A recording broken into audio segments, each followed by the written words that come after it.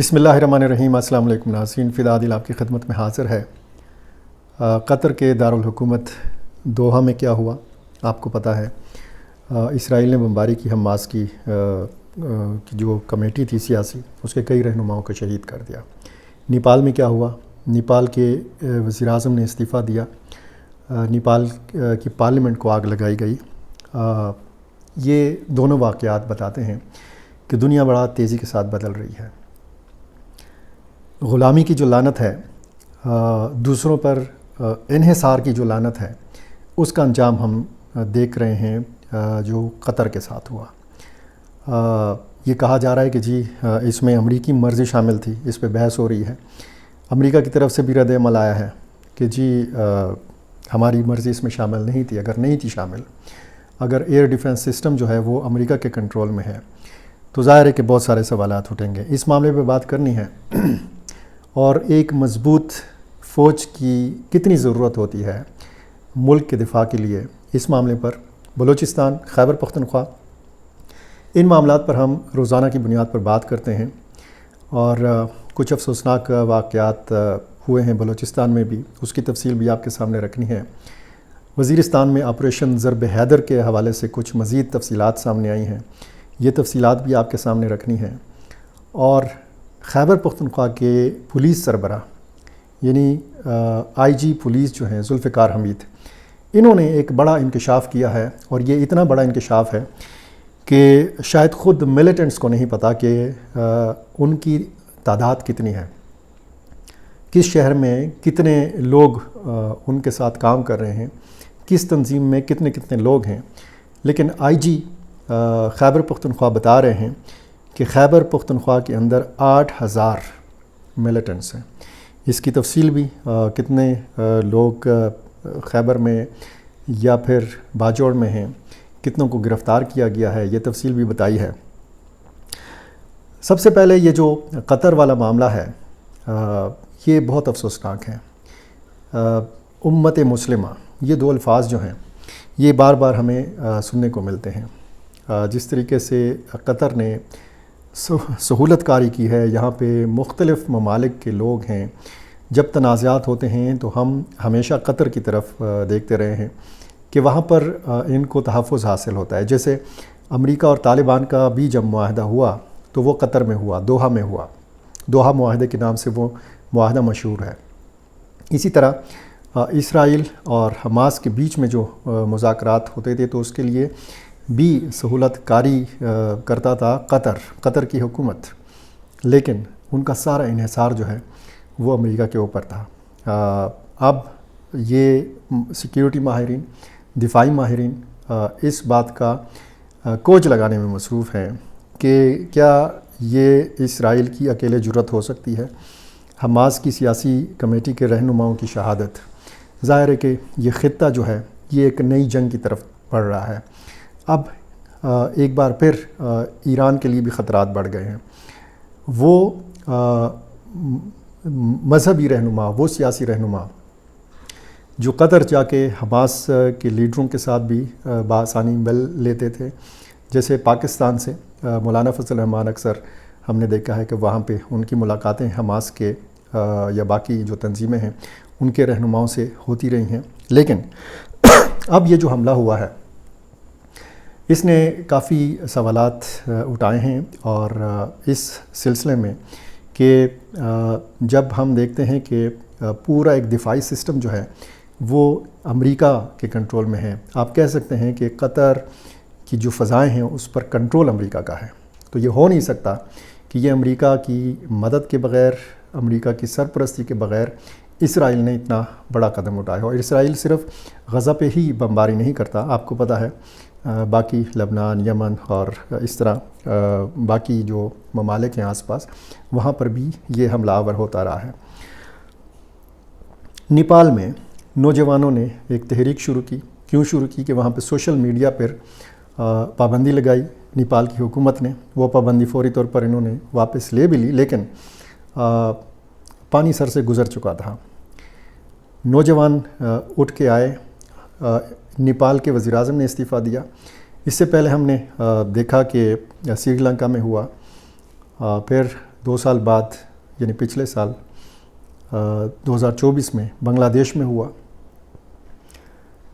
اب جو نیپال کی صورتحال ہے وہ بہت سارے ممالک کے لیے سبق بھی ہے.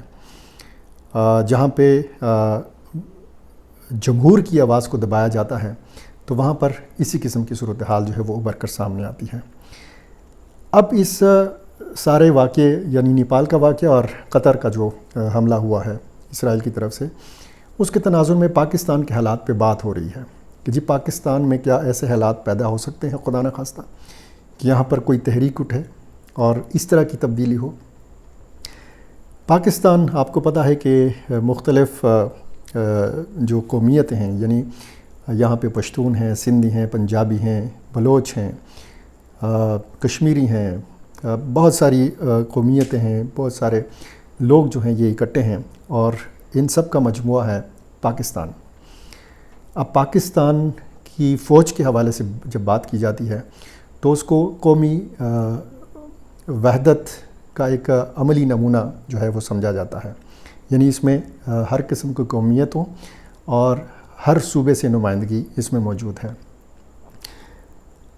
کوئی بھی اسلامی ملک، قطر کے علاوہ کوئی بھی اسلامی ملک، اگر اس کی فوج مضبوط نہیں ہے تو پھر ظاہر ہے کہ اس کو اسی قسم کے خطرے کا سامنا کرنا پڑے گا. جس طریقے سے نیپال میں ہوا، وہاں کی فوج نے اب مذاکرات کی دعوت دی ہے وہاں کے نوجوانوں کو، اور پھر جب ہم جنوبی ایشیا کے باقی ممالک کے حوالے سے بات کرتے ہیں تو پھر جہاں فوج تگڑی نہیں ہے تو وہاں پہ اس قسم کی صورتحال پیدا ہو جاتی ہے.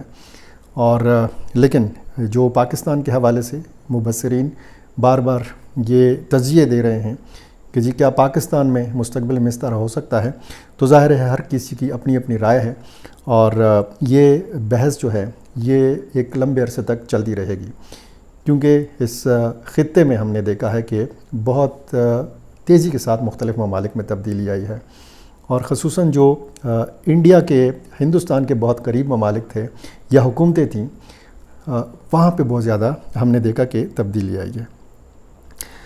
میں آتا ہوں روزانہ کے جو معاملات ہم ڈسکس کرتے ہیں. خیبر پختونخوا اور بلوچستان. IG خیبر پختونخوا کہتے ہیں کہ جی 8,000 سے زائد دہشت گرد پشاور، ٹانک، ڈیرہ اسماعیل خان، لکی مروت، بنو، شانگلہ، سوات اور زم اضلاع میں ہیں. یہ ظاہر ہے کہ انہوں نے کچھ اپنی انٹیلیجنس رپورٹس کی بنیاد پر یہ اعداد و شمار جاری کیے ہوں گے. انہوں نے میڈیا سے بات کی، باقاعدہ یہ بتایا کہ جی باجوڑ اور خیبر میں 800 سے زیادہ ملیٹنٹس موجود ہیں. بلوچستان کے حوالے سے کبھی ہمارے کسی ایک وزیر داخلہ نے کہا تھا کہ بلوچستان کے جو دہشت گرد ہیں یہ ایک SHO کی مار ہیں. اب پتہ نہیں یہ 8,000 جو ملیٹنٹس ہیں یہ کتنے SHOs کی مار ہیں، کیونکہ یہ تعداد شاید میں جیسے پہلے بتایا کہ جو ملیٹنٹ گروپس ہیں ان کی قیادت کو بھی شاید نہ پتہ ہو کہ اتنے زیادہ ملیٹنٹس ہیں. اگر اتنے زیادہ ہیں اور یہ خودرو پودوں کی طرح بڑھ رہے ہیں تو روزانہ کی بنیاد پر جو آپریشنز ہوتے ہیں، جو کارروائیاں ہوتی ہیں، تو اب ظاہر ہے کہ ایک بہت الارمنگ قسم کے اعداد و شمار ہیں، بہت تشویشناک اعداد و شمار ہیں. یہ بھی بتایا گیا کہ جی سی پیک روڈز جو ہیں ان پر ڈیرہ اسماعیل خان سے لے کر بنو تک اور پھر ٹانگ تک ملیٹنٹس ناکے لگاتے ہیں. وہ تو ایک حقیقت ہے کہ باقاعدہ وہاں پہ تلاشی بھی لی جاتی ہے، گاڑیوں کو بھی چیک کیا جاتا ہے، شناختی کارڈز لوگوں کے چیک کیے جاتے ہیں. اور اس طرح یہ بھی بتایا گیا ہے IG کی طرف سے کہ شمالی وزیرستان اور باجوڑ میں چند ہفتوں میں سیکیورٹی فورسز نے در اندازی کرنے والے 80 ملیٹنٹس کو مارا. ذوالفقار حمید جو IG پولیس خیبر پختونخوا ہیں انہوں نے کہا کہ ہم بہت گہری نگاہ رکھتے ہیں ان ساری کارروائیوں کے حوالے سے. ڈیرہ اسماعیل خان، لکی مروت، باجوڑ، وزیرستان، خیبر، بنو اور دیر میں متعدد ملیٹنٹس کو مارا گیا. یہ IG کا بتانا تھا. اور انہوں نے کہا کہ گزشتہ ایک ماہ میں 90 آپریشنز کیے گئے جس میں 39 ملیٹنٹس کو مارا گیا اور 110 کو گرفتار کیا گیا.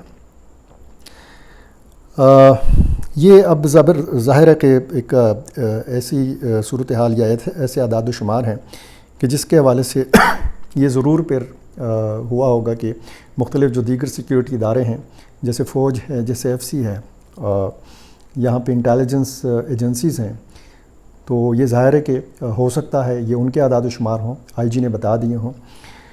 بہرحال میں نے وزیرستان آپریشن کے حوالے سے آپ کو بتایا تھا، یہاں پہ آپریشن ضرب حیدر کا نام اب سامنے آیا ہے سیکیورٹی ذرائع سے، اور بتایا گیا ہے کہ اس آپریشن میں 8 ملیٹنٹس کو مارا گیا ہے، 9 سے زیادہ کو زخمی کیا گیا ہے، اور 3 ملیٹنٹ سمیت 7 سہولت کاروں کو گرفتار کیا گیا ہے۔ یہ 5 ستمبر سے 8 ستمبر تک کے اعداد و شمار اس آپریشن ضرب حیدر کے حوالے سے بتائے گئے ہیں۔ یہ بھی بتایا گیا ہے کہ زانگوتائی گاؤں کو رضاکارانہ طور پر خالی کرا کے کلیئرنس کا آغاز کیا گیا ہے، اور باقاعدہ مساجد کو اور گھروں میں قائم جو ملیٹنٹس کے مراکز تھے ان کو کلیئر کیا گیا ہے۔ اسی طرح 8 ستمبر کو اسپیشل سروسز گروپ SSG نے متعدد بارودی سرنگیں اور ایک ہیڈ کوارٹر تباہ کیا۔ یہ جو ایک بتایا جاتا ہے TTP کا اسد ملا گروپ، جس کے نائب سربراہ کے حوالے سے بتایا گیا ہے، اسد اس کا نام بتایا گیا ہے۔ ترابی جو افغان شہری ہونے کے ساتھ ساتھ بارودی مواد اور خودکش حملوں کا ماہر تھا، کمانڈر خالد فاروق، چمتو مولوی منصور سمیت دیگر شامل ہیں، ان کو مارا گیا ہے۔ اور اسی طرح 3 ملیٹنٹس اور 4 سہولت کار جو ہیں یہ گرفتار کیے گئے ہیں، اور 8 سے 10 ملیٹنٹس شدید زخمی ہوئے ہیں، جن سے اسلحہ اور گولہ بارود جو ہے یہ بھی برآمد ہوا، اور اس آپریشن میں یہ بھی بتایا گیا ہے کہ 2 سیکیورٹی فورسز کے جوان شہید ہوئے ہیں۔ اچھا، بنو جانی خیل سے خبر آئی ہے کہ انتہائی مطلوب کمانڈر علیم الحق عرف منصور کو مارا گیا ہے، اور یہ جو ملیٹنٹ تھا یہ حافظ گل بہادر گروپ کے صدیق اللہ گربز گروپ کا اہم کمانڈر تھا۔ کنڑ افغانستان سے خبر آئی ہے کہ ایک TTP کے سینئر لیڈر استاد ابو بکر عرف حکیم، ان کو نامعلوم افراد نے مارا ہے۔ اسی طرح بتایا گیا ہے بلوچستان کے حوالے سے ایک خبر ہے، کیچ سے یہاں پہ IED بلاسٹ ہوا ہے، جس میں ایک سیکیورٹی اہلکار شہید ہوا ہے۔ اور اسی طرح جو ایک خبر آئی ہے عوامی نیشنل پارٹی سے تعلق رکھنے والے جعفر خان، جو سوات میں کالا قلعے کے امن کمیٹی کے یہ رکن تھے، ان کو نامعلوم افراد نے مارا ہے، بلکہ اس کی جو ذمہ داری ہے یہ TTP نے قبول کی ہے۔ اور یہ خیبر پختونخوا کے معاملات، کل شب کو ایک بہت افسوسناک واقعہ پیش آیا کوہلو میں۔ کوہلو بلوچستان کا علاقہ ہے، یہاں سے خبر آئی ہے کہ ایک فائرنگ سے باپ اور 2 بیٹے جاں بحق ہوئے ہیں، اور کوہلو ہسپتال میں باقاعدہ یہ لاشیں پہنچائی گئیں، اور یہ بتایا گیا ہے کہ جس شخص کو مارا گیا ہے اپنے 2 بیٹوں سمیت، اس کا نام عثمان مری ہے۔ یہ ایک بزرگ شخصیت ہیں، اور یہ وہاں پہ زمینداری کا کام کرتے ہیں۔ تو افسوسناک واقعات ظاہر ہے کہ آ رہے ہیں بلوچستان سے بھی اور خیبر پختونخوا سے بھی۔